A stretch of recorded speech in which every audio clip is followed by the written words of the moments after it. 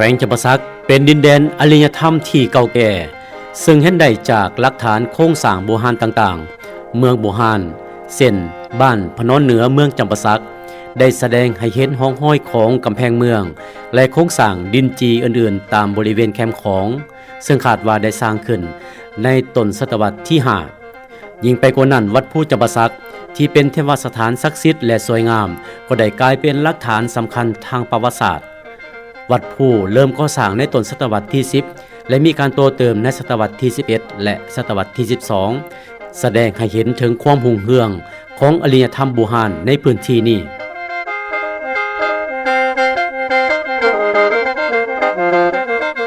ดินแดนแห่งนี้ได้ผ่านกายหลายระยะของประวัติศาสตร์ซึ่งมีทั้งระยะเจริญหุ่งเหือง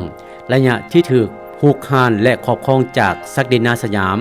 และจักรพรรดิต่างดาว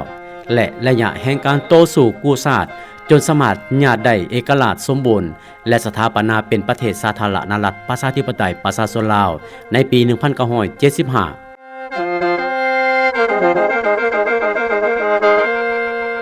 ปัจจุบันแขวงจำปาสักพร้อมพัฒนารอบด้านอย่างบ่หยุดยั้งเพื่อให้อนุชนคนรุ่นหลังได้เรียนรู้และมีความเอกอ้างทะนุงใจในความเป็นมาตลอดฮอดนักท่องเที่ยวได้รับรู้และเห็นได้ถึงประวัติศาสตร์อันยาวนาน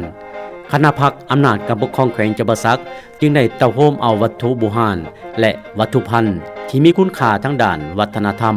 มวลเสือของประชาชนบรรดาเผ่าและหลักฐานของระยะการต่อสู้กู้ชาติเข้ามาวางแสดงในหอพิพิธภัณฑ์แห่งนี้หอพิพิธภัณฑ์แขวงจำปาสักได้เปิดให้บริการในวันที่1เดือนธันวาคม 1995ซึ่งตรงกับการเฉลิมฉลองวันสถาปนาสาธารณรัฐประชาธิปไตยประชาชนลาวครบรอบ20 ปีโดยเห็นได้ถึงความสำคัญของหอพิพิธภัณฑ์การนำแขวงจำปาสักจึงได้ปรับปรุงอาคารเก่าแก่ที่ติดพันกับระยะประวัติศาสตร์ให้กลายเป็นหอพิพิธภัณฑ์หลังใหม่ที่มีความโจกงามและสะท้อนถึงความเป็นมาอันเก่าแก่ของแขวง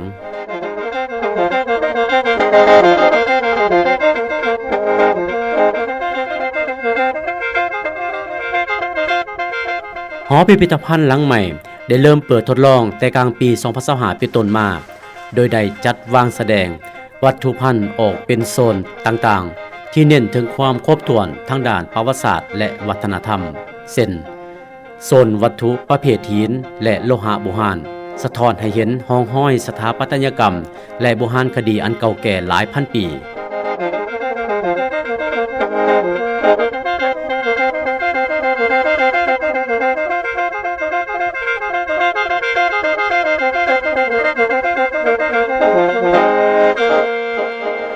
โซนห้องห้อยประวัติศาสตร์การต่อสู้กู้ชาติ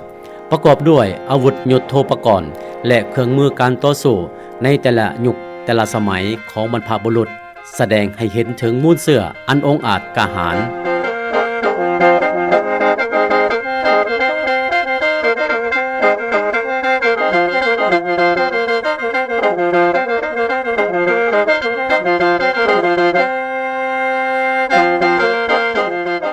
โซนวิถีชีวิตของประชาชนบรรดาเผ่าดังเดิม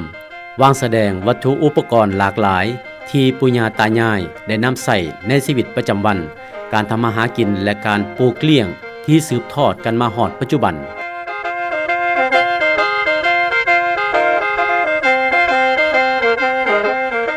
โซนศิลปวัฒนธรรมเอกลักษณ์ท้องถิ่นสะท้อนให้เห็นถึงเอกลักษณ์วัฒนธรรมดังเดิมที่ถูกประดิษฐ์สร้างขึ้นและถูกอนุรักษ์รักษาสืบต่อกันมา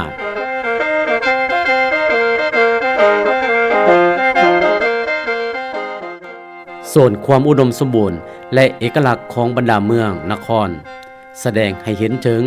ชีวิตวัฒนธรรมอันอุดมสมบูรณ์หังมีและหลากหลายของประชาชนบรรดาเผ่าในแต่ละท้องถิ่นยังยืนถึงความเป็นมาที่แตกต่างกัน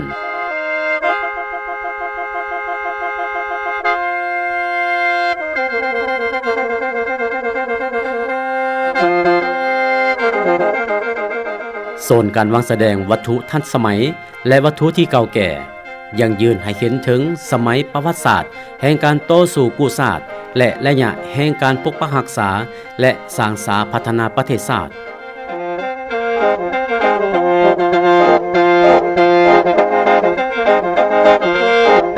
Thank you.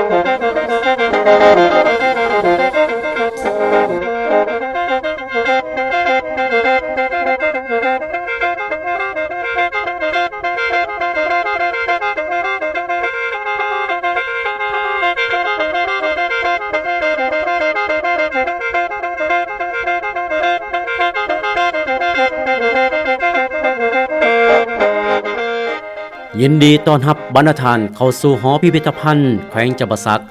รับรองว่าท่านจะได้เห็นถึงความเป็นมาทางด้านประวัติศาสตร์มูลเสื่อทางด้านวัฒนธรรมที่เป็นเอกลักษณ์ความงามทางด้านธรรมศาสตร์และวิถีชีวิตของผู้คนมูลเสื่ออันดุมันอาจหาญและอดทนของชาวจำปาสักแดนใต้จะพร้อมเพียงกันเดินหน้าพัฒนาอย่างบ่หยุดยั้ง